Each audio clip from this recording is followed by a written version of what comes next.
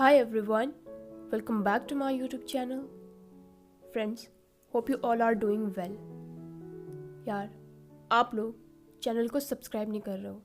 Please channel को subscribe करके bell icon दबा दो ताकि मुझे मोटिवेशन मिले कि मैं वीडियोस बना सकूं. वरना मुझे लग रहा है कि आप लोगों को मेरी वीडियोस पसंद नहीं आ रही हैं. शुरू करते हैं आज का पार्ट.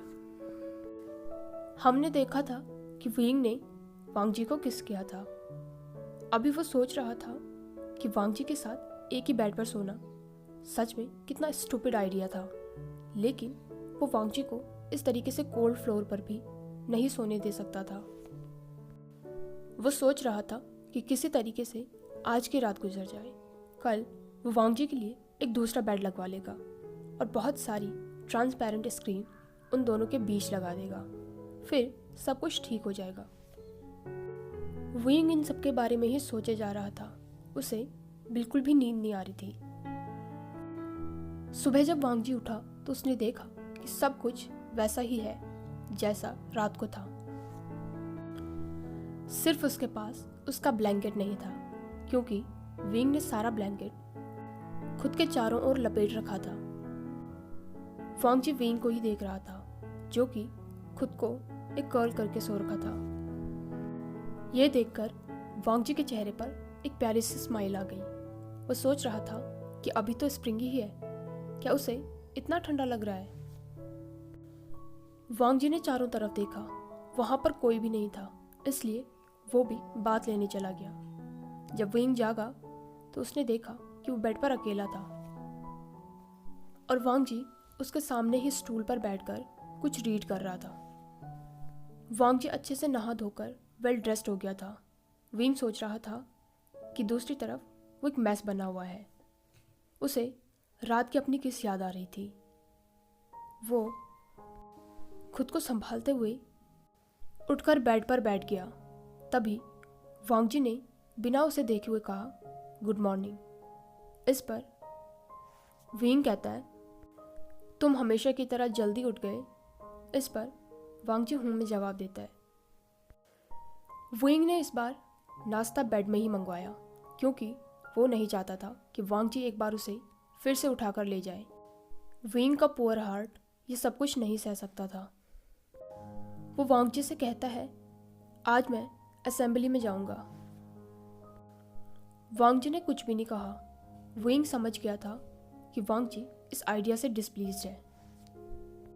वो स्मित करके कहता है, मैं इतने लंबे समय तक अपनी ड्यूटीज़ को नेगलेक्ट नहीं कर सकता, और इसके अलावा लॉर्ड जिन और उनके साथी भी मेरी हेल्थ को लेकर कॉन्शियस होंगे, इसलिए मुझे उनके सामने जाना पड़ेगा ताकि उन्हें यह पता चल सके कि मैं बिल्कुल ठीक हूँ. इस पर वांग जी ने नोट किया. ब्रेकफास्ट के बाद विंग के बैंडेज चेंज करने का टाइम था. आज फिजिशियन बिना लानवांग जी के ग्लेयर के ही रूम से बाहर निकल गया था. विंग वांग जी के हाथ से मेडिसिन का बाउल लेते हुए कहता है, ये मैं कर लूंगा. जो उसने कहा था उसे प्रूव करने के लिए उसने वो मेडिसिन का बाउल एक ही गल्प में निगल लिया, जो कि बहुत ही ज्यादा कड़वा था. ये देखकर वांग जी के चेहरे पर कंसर्न और कंफ्यूजन थी, लेकिन विंग ने इसका फायदा उठाया और उसके हाथों से बैंडेज भी छीन ली. उसने जल्दी से बेड के चारों तरफ के पर्दे खोल दिए ताकि उसके और वांग जी के बीच में एक ट्रांसपेरेंट शीट आ जाए और वो उसे देख न सके. वांग जी ने विंग से कहा, विंग तुम्हारा हाथ. लेकिन इस पर विंग ने कहा, मैं ठीक हूँ, मैं ये कर लूँगा. उसने अपने रोप्स को ओपन किया. वांग जी उसके रोप्स को निकालेगा और अपने बिग हैंड से उसे मेडिसिन लगाएगा. ये आइडिया ही विंग को डिजी फील करा रहा था. विंग इन सब को सहन नहीं कर सकता था. वांग जी ने उसे पहले ही छू लिया था, जिसका नतीजा उसने रात को देख लिया था, इसलिए अब वो फिर से ऐसा नहीं कर सकता था. दूसरी तरफ वांग जी ने कुछ भी नहीं कहा, ना ही वो वापस पढ़ने बैठा. बस वो विंग को ही देख रहा था. विंग पर्दे के पीछे से वांगजी के एक्सप्रेशन को पढ़ नहीं पा रहा था, लेकिन वांगजी की नज़र उसे हॉट फील करा रही थी। इसलिए विंग डिस्ट्रैक्शन के लिए उससे बातें किए जा रहा था। थोड़ी देर में उसने मेडिसिन लगा ली, बहुत अच्छे से नहीं लेकिन लगा ली थी। लान वांगजी अब कुछ टाइम पैलेस में ही रुकने वाला था, इसलिए उसके अंकल ने कुछ ज़रूरी सामान भिजवा दिया। विंग ने भी उसके लिए वहाँ पर एक बेड लगवा दिया था। वांगजी विंग के वाउंड्स को बिल्कुल भी नेगलेक्ट नहीं कर रहा था और वो हर जगह उसके साथ ही जा रहा था। अगर जनरल लान विंग की साइड होंगे तो उस पर किसी भी तरीके का खतरा नहीं होगा। मॉर्निंग असेंबली में भी वांगजी विंग के साथ ही था। वांगजी प्राइड के साथ विंग को ही देख रहा था, जो कि अब बड़ा हो गया है। वो क्लियरली और कॉन्फिडेंटली बोल रहा था। विंग को पता था कि अपने मजिस्ट्रेट्स को कैसे लाइन पर लाना है। वैसे वांगजी को लग रहा था कि ये सब कुछ ज़्यादा है, लेकिन जिन्स और शूशे जैसे मजिस्ट्रेट को लाइन पर लाने के लिए ये ज़रूरी था। अगर उन लोगों को पहले से ही पता था कि उस हमले के पीछे कौन है, तो वांगजी भी श्योर है। वैसे अंकल जियांग फेंगमियान की इन्वेस्टिगेशन से कुछ ज़्यादा सबूत नहीं मिले थे। कुछ टाइम तक कोई भी हमले नहीं हो रहे थे, लेकिन फिर विंग के रेजिडेंस के पास कुछ अजीब सी हरकतें होने लग गई थी। जैसे कभी विंग के दरवाजे पर एक मरी हुई बिल्ली मिलती थी, तो कभी उसके रूम में एक वुडन डॉल। एक दिन तो विंग के हाथ में एक टूटे हुए कप से कट लग गया। ये सारे ही इंसिडेंट वांगजी को अलर्ट रहने के लिए मजबूर कर रहे थे। ऐसा लग रहा था जैसा कोई ये जानबूझकर कर रहा है, क्योंकि वो पकड़े जाने वाला है। इन इंसिडेंट के साथ साथ इन्वेस्टिगेशन भी चल रही थी, लेकिन कल्प्रिट अभी तक भी पकड़ा नहीं गया था। सिर्फ एक मेड पकड़ी गई थी, जो कि जिन गुआंगशान की स्पाई थी। ये मेड जिन गुआंगशान के खिलाफ वारंट लाने का एक जरिया थी, लेकिन वेवुशियान ने सिर्फ उसे लॉन्ड्री की पनिशमेंट दे दी। लेकिन एक दिन उन्होंने देखा कि उस मेड ने सुसाइड कर ली है। फिजिशियन ने भी कंफर्म किया कि उसने सुसाइड ही की है, लेकिन लान वांगजी को डाउट्स हो रहे थे। विंग इंपीरियल गार्डन में घूम रहा था। वो एक टोन को गुनगुना रहा था। वांगजी और फिजिशियन ने उसे अलाउ कर दिया था कि वो गार्डन में घूम सकता है। वांगजी साइलेंसली विंग की साइड था। विंग सोच रहा था अगर बचपन में इस तरीके से कोई उस पर नज़र रखता तो वो बहुत ही ज़्यादा गुस्सा हो जाता, लेकिन लान वांगजी हमेशा से उसके साथ हेल्पफुल रहा है। रात को वो दोनों अलग अलग बेड में सोए थे, इसलिए नो टचिंग। विंग को इस बात की राहत तो थी, लेकिन साथ ही वो वांगजी के टच को मिस भी कर रहा था। वो सोच रहा था कि कब वांगजी उसे खुद से टच करेगा। मॉर्निंग में जब विंग को पता चला कि वांगजी अपनी मॉर्निंग एक्सरसाइज बेड चैम्बर में ही करता है, वो भी बिना शर्ट के, तो उसकी ये हैबिट बन गई थी कि वो ब्लैंकेट के नीचे से चुपके से वांगजी को देखता रहता था। वो खुद से ही कहता है, देखने में क्या प्रॉब्लम है। स्प्रिंग आ रहा था, इसलिए बहुत सारे फूल खिल रहे थे, जो विंग को बहुत ही ज़्यादा पसंद थे। विंग वांगजी की तरफ मुड़कर कहता है, लानजान, ये कितने प्यारे हैं, है ना? वांगजी उसकी आंखों में देखकर कहता है, प्रिटी। ये सुनकर विंग के हार्ट ने तो बीट करना ही बंद कर दिया था, लेकिन वो हंसते हुए कहता है, वांगजी, हम एक हफ्ते से ये सब कुछ कर रहे हैं। तुम मेरी इंजरी की वजह से मेरे साथ स्टक हो गए हो। मैंने तुमसे कहा ना, मैं ठीक हूँ। इस पर वांगजी उससे कहता है, और तुम्हारा पैर? विंग अपनी पैर की तरफ देखकर एक शाई करता है। वो कहता है, मुझे लगता है हमें ये कुछ हफ्ते और करना पड़ेगा। वो धूप की तरफ चेहरा करके कहता है, जब तक कि और गर्मी ना हो जाए। इस पर वांगजी नोट करता है। विंग उससे कहता है, वैसे समर भी सही होता है, उस समय लोटस खिलते हैं। वांगजी, तुम्हें याद है, चाहे कितनी भी गर्मी होती थी, हम हमेशा यहाँ पर खेलते रहते थे। वांग जी ने नोट किया, उसके चेहरे पर एक स्मॉल सी स्माइल आ गई थी। ये देखकर विंग का हार्ट पूरी तरीके से मेल्ट हो चुका था। वो सोच रहा था कि चाहे कितने भी फूल खिल जाए, लेकिन वांग जी सबसे ब्यूटीफुल है। विंग पुरानी मेमोरीज को याद करते हुए कहता है, लेकिन तुम छुपने में बहुत बुरे थे वांग जी। मैं तुम्हें हर समय ढूंढ लेता था,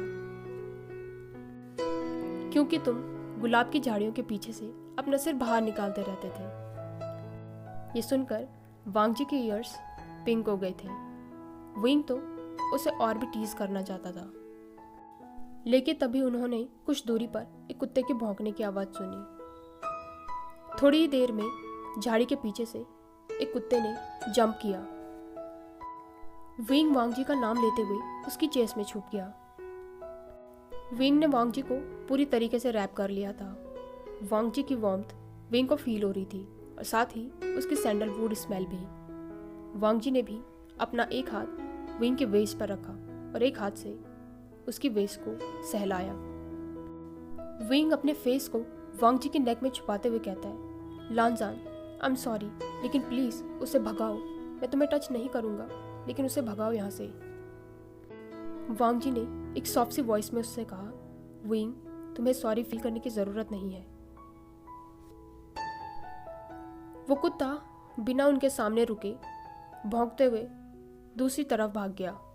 वांग जी ने विंग से कहा, वो चला गया है। विंग ने धीरे से अपना सिर उठाकर चारों तरफ देखा। वहां पर कोई भी कुत्ता नहीं था।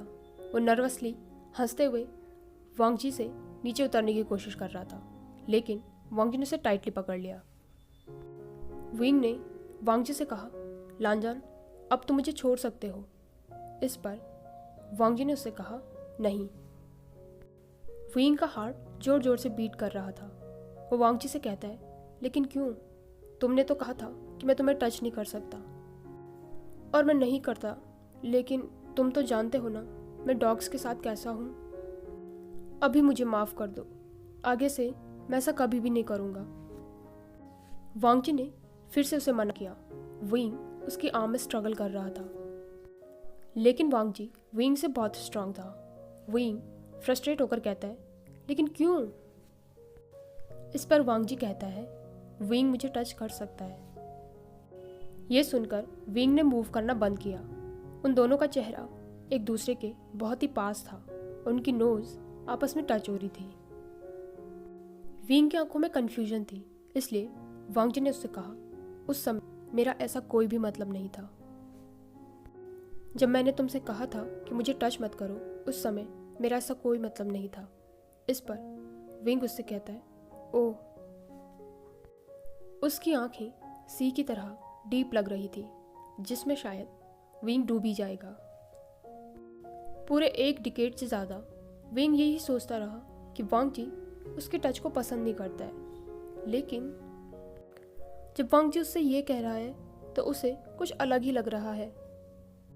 विंग बिना कुछ सोचे समझे वांग जी से कह देता है, वांग जी भी मुझे टच कर सकता है। विंग वांग जी की ब्रीथ्स को फील कर सकता था। तभी उसे रियलाइज हुआ कि वो क्या कह रहा है, इसलिए वो नर्वसली कहता है, मेरा मतलब है, अगर तुम चाहो, मतलब मैं तुम्हें ऑर्डर नहीं दे रहा हूँ और ना ही इनवाइट कर रहा हूँ। वांग जी के लिप्स स्लाइटली ओपन हुए। विंग की नज़र उन पर ही थी। वो सोच रहा था कि वो कैसे टेस्ट करते होंगे। वो सबकॉन्शियसली अपने लिप्स को लिक कर रहा था। तभी वांग जी धीरे से अपने चेहरे को विंग के पास लेकर आया। उसने उन दोनों के बीच के गैप को कम किया। विंग ने टाइटली अपनी आंखों को बंद कर लिया था, लेकिन तभी सडनली उस कुत्ते की भौंकने की आवाज़ तेज हो गई।